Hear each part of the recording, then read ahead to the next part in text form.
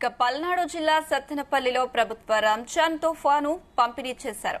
సత్తెనపల్లి పట్టణం 27వ వార్డులోని పేద ముస్లింలకు రంజాన్ తోఫా పంపిణీ చేశారు స్థానిక ఎమ్మెల్యే కన్నా లక్ష్మీనారాయణ. ఈ సందర్భంగా ముస్లిం సోదర సోదరీమణులకు రంజాన్ శుభాకాంక్షలు తెలిపారు. రంజాన్ మాసంలో కఠినమైన ఉపవాస దీక్షలు పాటించడం గొప్ప విషయమన్నారు ఎమ్మెల్యే కన్నా లక్ష్మీనారాయణ.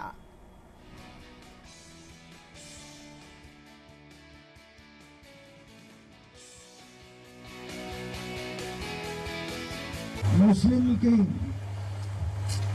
రంజాన్ చాలా ప్రధానమైనటువంటి పండుగ. ప్రపంచవ్యాప్తంగా కూడా ఈ మాసం అంతా కూడా ఒక్క పొద్దులుండి చాలా పవిత్రంగా ఉండి దాన ధర్మాలు చేస్తూ ముస్లిమ్స్లో